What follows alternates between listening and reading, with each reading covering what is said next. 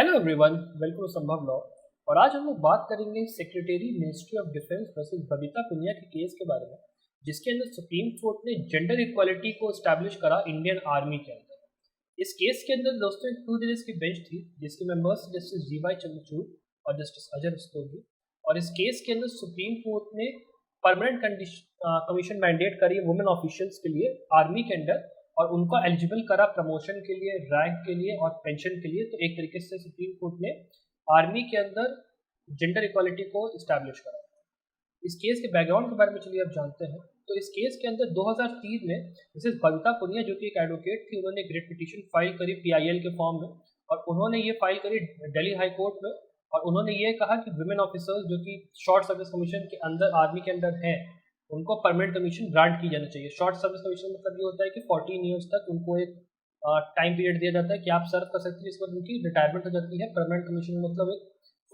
Full तरीके से आप उनको दे रहे हो कि अपना पूरा टर्म अपना वो सर्व कर सके, जितना मेल काउंटर पार्ट सर्व करते हैं, और उनको उस हिसाब से पेंशन और प्रमोशन वगैरह जो होगा वो मिलेगा। उसके अपार्ट PIL जो थी, एक और फाइल की गई थी हाई कोर्ट ऑफ दिल्ली में, जो कि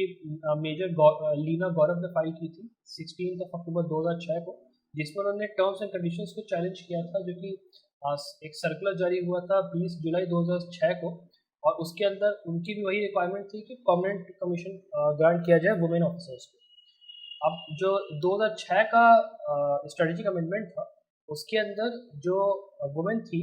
उनको दिया गया था 14 साल का limit as short service commission official, कि 14 साल तक ही आप सर्व कर सकते हैं। यहाँ पे जो सेंटर था उसने फिर 2 सितंबर 2008 में परमानेंट कमीशन देने की बात उन्होंने कही उन लेडीज को जो कि शॉर्ट सर्विस कमीशन के अंदर आती हैं इन द पोजीशंस ऑफ जज advocate general office, army education corps,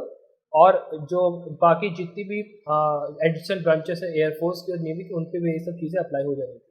उसके बाद इस पूरी चीज़ को चैलेंज किया गया हाई कोर्ट ऑफ दिल्ली में। जब वो हुआ था, उसके बाद जो जजमेंट आया वो आया 2010 में, जहाँ पे कोर्ट ने ये कहा कि जो शॉर्ट सर्विस कमीशन है, जितनी भी women officer short service commission में है, वो परमानेंट कमीशन के लिए एंटाइटल्ड है on par with the male colleagues जो आर्मी के अंदर है। फिर यूनियन ऑफ इंडिया ने फिर से इस चीज़ को चैलेंज करा सुप्रीम कोर्ट के अंदर। अब इस पेंडेंसी के दौरान, जब हेयरिंग की पेंडेंसी थी, उन्होंने एक सेपरेट पॉलिसी सेंट्रल गवर्नमेंट ने जारी करी परमानेंट कमीशन देने के लिए वुमेन को, लेकिन वो केवल कुछ स्टाफ पोजीशंस के अप्लाई करती थी, और उसमें काफ़ी सारे स्टैंडर्ड रिस्ट्रिक्शंस थे जो कि प्रोस्पेक्टिवली जो है चीज़ों को अप्लाई करने में रोकते। तो वो चीज़ कहीं ना कहीं ठीक से वो ना हो पाती। इसके बाद मई 2018 में जो सेंटर था उसने सुप्रीम कोर्ट के सामने ये बात रखी कि वो परमानेंट कमीशन के बारे में सोच रहे हैं वुमेन ऑफिशियल्स के लिए, जो कि शॉर्ट सर्विस कमीशन के अंदर पहले से ही आर्मी के अंदर। अगस्त में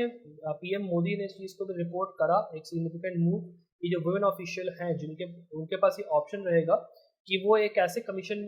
मतलब जो एक कमीशन होता है चेंजलेस कमीशन, उसको वो लोग ले सकती हैं ऐसे पार्ट्स ऑफ द मिलिट्री में, जैसे कि लॉ हो गया या फिर इंस्ट्रक्शन हो गया, जहाँ पे आपको कॉम्बैट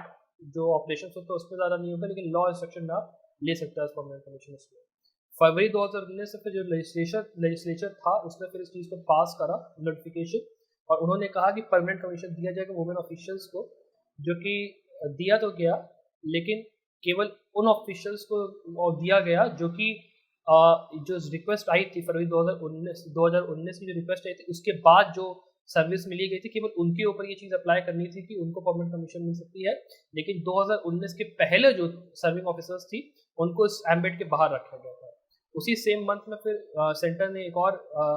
रिक्वेस्ट अपनी इशू करी कि वो परमानेंट परपेचुअल कमीशन देंगी। नए जो SEC ऑफिशियल्स आई हैं 8 battle bolster arms and administration के अंदर, उनको परमानेंट कमीशन देगी, जो नए आपके ऑफिशियल्स हैं उनको। अब चलिए ये देख लेते हैं कि जो गवर्नमेंट थी, पिटिशनर थी, उनके क्या क्या ऐसे आर्गुमेंट्स थे सुप्रीम कोर्ट के अंदर कि क्यों नहीं वुमेन को परमानेंट कमीशन ग्रांट किया जाना चाहिए। तो जो सबसे पहला इशू जो गवर्नमेंट ने रखा वो ये था कि ग्रांट ऑफ परमानेंट कमीशन। उन्होंने ये कहा कि जो सेक्शन 10 है 1950 एक्ट का, जो कि गवर्न करता है इस पूरी चीज़ को कि कैसे परमानेंट कमीशन दिया जाना है, उसके अंदर ये लिखा हुआ है कि ये जो अवार्ड होगा कमीशन का, ये केवल प्रेसिडेंट ऑफ इंडिया डिसाइड करेंगे। और ये जो एसेंशियल ऑप्शन है, ये इस बात से भी गारंटी होता है कि सेक्शन 12 के अंदर ये दिया हुआ है कि कोई भी वुमेन ऑफिशियल क्वालिफाइड नहीं होंगी वर्क करने के लिए इन द एक्सेप्शन, मतलब किसी भी कोर में, किसी भी कोर के डिवीजन में अनलेस एंड अनटिल जो गवर्नमेंट ऑफ इंडिया ये डिसाइड ना कर ले कि उस लेडी ऑफिसर को वहाँ पे या फिर पूरे ग्रुप को वहाँ पे काम करना चाहिए उस पर्टिकुलर डिवीजन या कोर्ट में आर्मी के।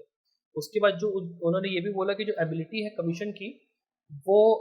कमीशन प्लेस करने की कि कैसे रूल्स डिसाइड हो चाहिए वो प्रेसिडेंट के पास होती है, प्रेसिडेंट डिसाइड करेंगे। और जो कोर्ट्स होती है वो कोई मैंडेमस नहीं लगा सकती हैं ये एजर्ट करते हुए कि प्रेसिडेंट को इस तरीके से काम करना चाहिए या फिर उस तरीके से काम करना चाहिए। मोर ओवर उन्होंने ये भी कहा कि जो ऑर्डर है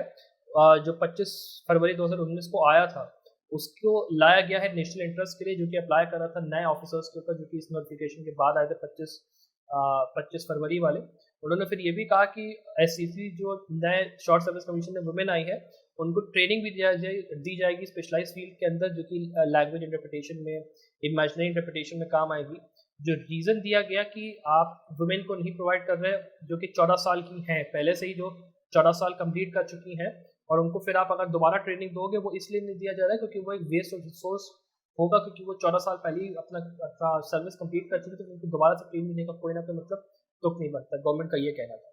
फिर उन्होंने दूसरा ही बात बोली पेंशनरी बेनिफिट्स वाले में। उन्होंने ये आर्ग्यू करा कि जो पॉलिसी डिसीजन है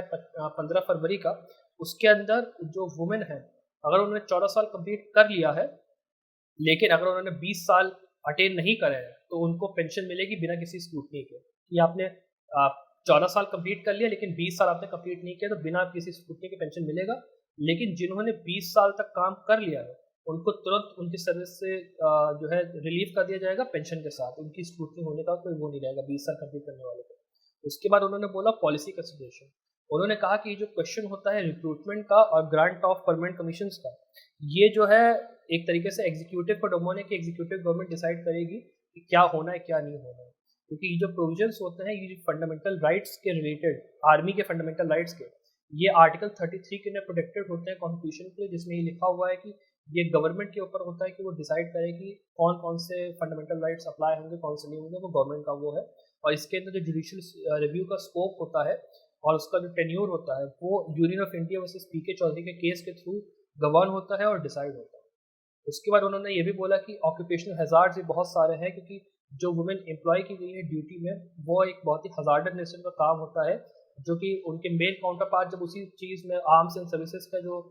पूरा एक एरिया होता है वहाँ पे काम करने में, जहाँ पे आपको कॉम्बैट ड्यूटीज भी करनी पड़ती हैं, तो वहाँ पर उनको चोट लगने की और उनके मतलब डेंजर में आने की ज़्यादा चांसेस रहते हैं। उसके बाद उन्होंने बात करी डिस्क्रिमिनेशन की, क्या एक कल्चर है डिस्क्रिमिनेशन का आर्मी के अंदर कि वुमेन के साथ डिस्क्रिमिनेट किया जाता है। तो उसके लिए उन्होंने कहा कि वहाँ पे कोई डिस्क्रिमिनेशन नहीं है, बिकॉज उनको जो एक्स्ट्रा बेनिफिट्स मिले हैं मेटर्निटी लीव क्या वो सब चीज़ों के, वो तो मेल काउंटर पार्ट्स को भी नहीं मिलता। कि वुमेन को तो आपने पहले ही, उन्होंने कहा कि वुमेन को इतना ज़्यादा पहले ही अपने बेनिफिट्स दिए हैं कि मेल काउंटर पार्ट्स को मिलता ही नहीं है, तो डिस्क्रिमिनेशन का कोई मतलब ही नहीं बनता। फिर उन्होंने ये कहा कि एम्प्लॉयमेंट इन स्टाफ अपॉइंटमेंट, उन्होंने कहा कि जो वुमेन ऑफिसर्स हैं अगर उनको रीइंस्टेट करा जाता है दिल्ली हाईकोर्ट के ऑर्डर के द्वारा, तो फिर अगर आप उस चीज़ को करोगे, दिल्ली हाईकोर्ट ने बोल दिया कि होना चाहिए, तो वो एक बहुत ज़्यादा एक floodgate of administrative issues create कर देगा कि कैसे काम हो पाएगा। इसीलिए दिल्ली हाईकोर्ट भी कहीं गुस्से में थी कि उनके ऑर्डर्स का पालन क्यों नहीं किया गया। सुप्रीम कोर्ट का ये पॉइंट था, अभी आगे आप देखेंगे। उसके बाद SCC as a support cadre, उन्होंने ये कहा कि जो अजय विक्रम सिंह कमेटी थी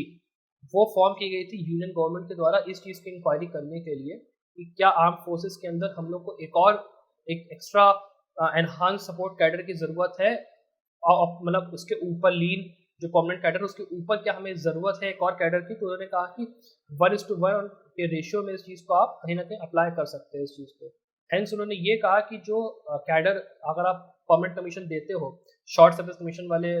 विमेन को, तो वो ऑर्गेनाइजेशनल स्ट्रक्चर जो आर्मी का है उसको कहीं ना कहीं हर्ट करेगा, क्योंकि पहले ही आप सपोर्ट कैडर में जो है विमेन को एम्प्लॉय कर दो तो फिर नए उसमें करने का कोई पॉइंट नहीं बनता है 1:1 के रेशियो में। फर्दर उन्होंने ये कहा कि जो एम्प्लॉयमेंट है उसमें उन्होंने ये कहा कि 1992 में गवर्नमेंट ने इस चीज़ पे रिस्ट्रिक्शन लगाया था वुमेन की एलिजिबिलिटी के ऊपर कि वो क्या सिलेक्ट कर सकती है। जैसे मान लीजिए आर्मी हेडक्वार्टर्स से डिसाइड हो गया कि आपकी अपॉइंटमेंट यहाँ पे होनी है फिर यहाँ पे होनी है,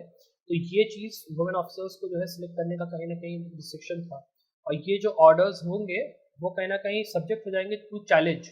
और आज तक कभी उनको चैलेंज किया नहीं गई है और ना वो इनवैलिडेट हुए हैं कि कभी आर्मी हेडक्वार्टर्स के द्वारा लिए गए डिसीजन को चैलेंज भी नहीं किया गया। तो कहीं ना कहीं वो चीज़ भी कहीं ना कहीं प्रॉब्लम में आ सकती है जब परमानेंट कमीशन की बात आ जाती है। उसके बाद आखिरी बात जो यूनियन ऑफ इंडिया ने कही वो ये कही कि जो विमेन होती हैं उनके पास एक फिजियोलॉजिकल रिस्ट्रिक्शन होती है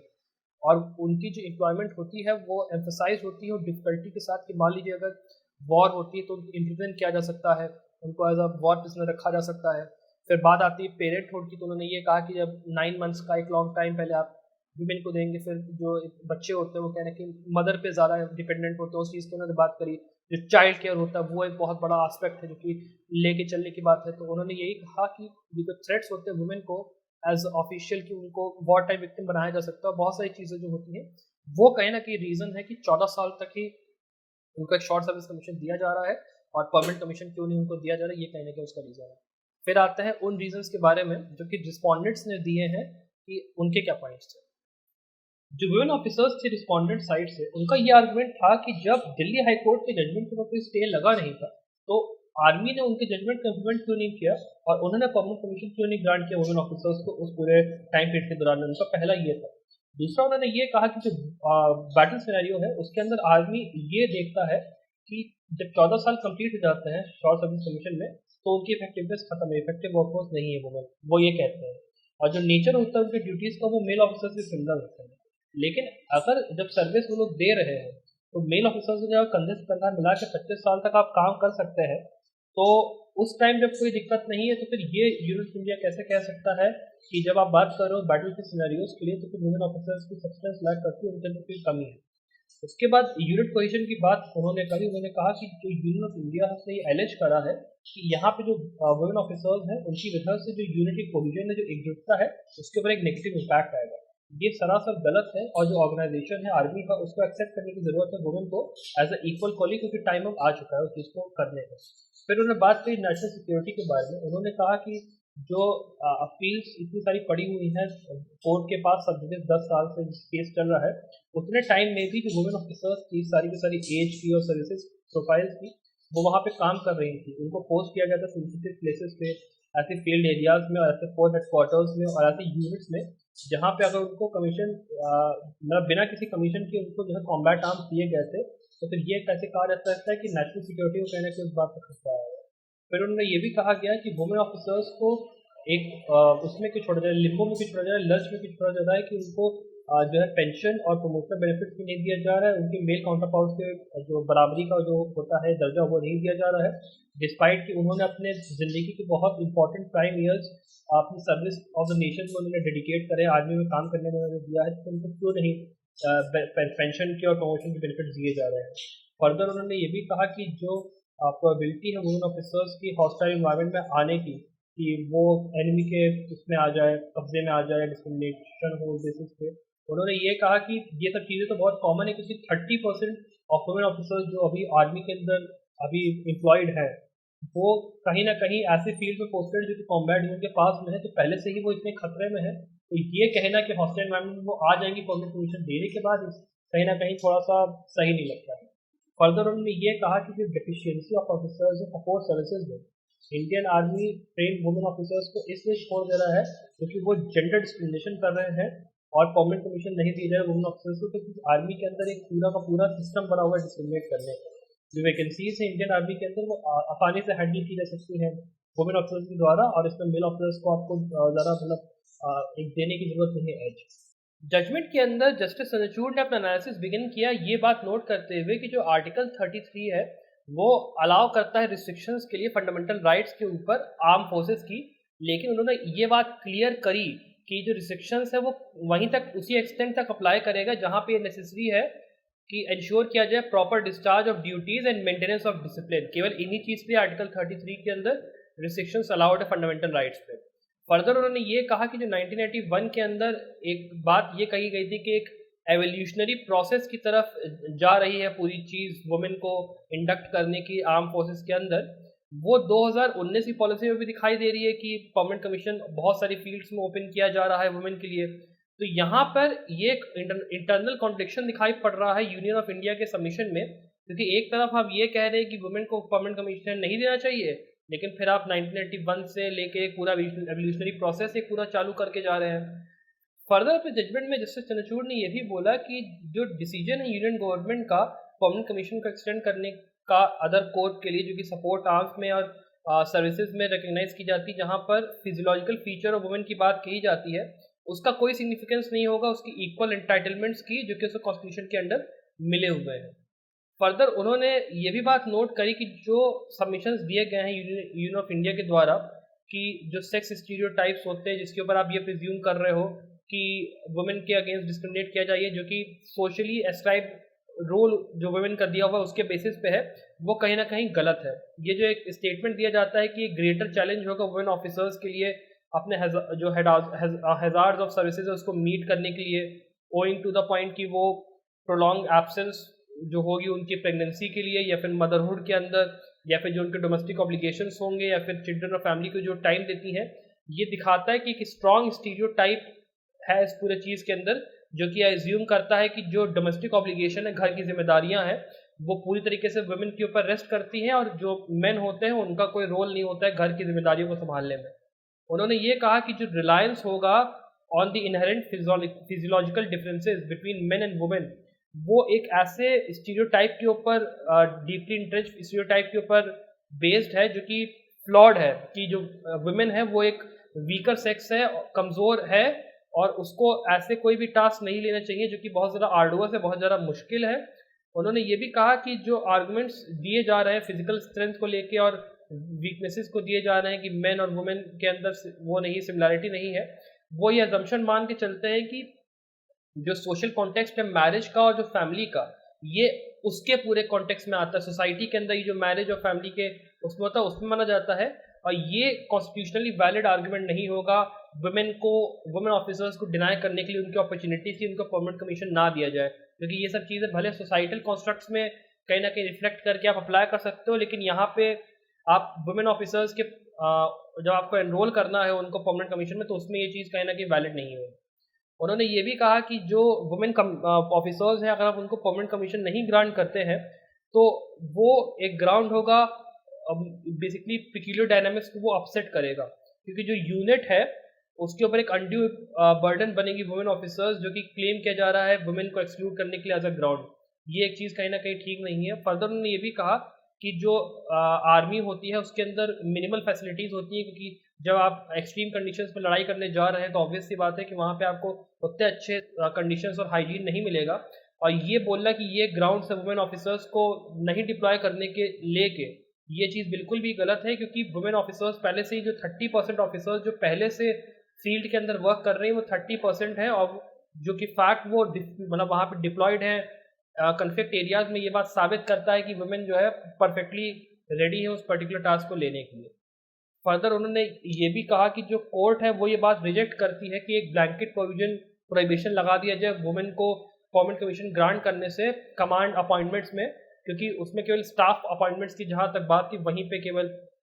वो था। और उन्होंने ये नोट करा कि आर्मी के ऊपर ये बर्डन है कि वो जस्टिफाई करे इन एक्सक्लूजन्स को कि उनको क्यों नहीं कमांड अपॉइंटमेंट्स में दिया जा रहा है, और इन दैट इवेंट उनको जो है केस टू केस बेसिस पे ये काम करना पड़ेगा कि क्यों नहीं उनको कमांड अपॉइंटमेंट दिए जा रहे हैं। इन सम उन्होंने जो 2019 की पॉलिसी को है एक्सेप्ट करा और उन्होंने उसको ये कहा कि एप्लीकेबल ये अक्रॉस द बोर्ड होगी, और उसका जो लिमिटेड स्कोप था स्टाफ अपॉइंटमेंट्स को लेके उसको उन्होंने हटा दिया। अब जो कोर्ट के बेसिक जो डायरेक्शन जस्टिस चंद्रचूड़ के जो उन्होंने लास्ट पार्ट में दिए थे उसके अंदर उन्होंने बात करी पॉलिसी डिसीजंस की जो कि यूनियन गवर्नमेंट ने जब लिए थे 2019 में परमानेंट कमीशन ग्रांट करने के एससीसी वुमेन ऑफिसर्स को, और उन्होंने ये कहा था कि 10 स्ट्रीम ही केवल ऐसी होंगी इंडियन आर्मी की जहाँ पे ये चीज़ मानी जाएगी। तो उसको लेकर जस्टिस चंद्रचूड़ ने करीब 6 पॉइंट्स दिए थे जो कि आपकी स्क्रीन पे अभी हैं, तो आप वीडियो को पॉज करके इन पॉइंट्स को पढ़ सकते हैं। इनमें ज़्यादा एक्सप्लेनेशन की सच कोई ज़रूरत नहीं है। अगर आपको ये वीडियो पसंद आए तो प्लीज़ वीडियो को लाइक करिए, शेयर करिए और प्लीज़ अपने फ्रेंड्स में भी इस चीज़ को और सर्कुलेट करिए ताकि ये चैनल थोड़ा सा और ग्रो कर सके। And thank you once again for watching this video.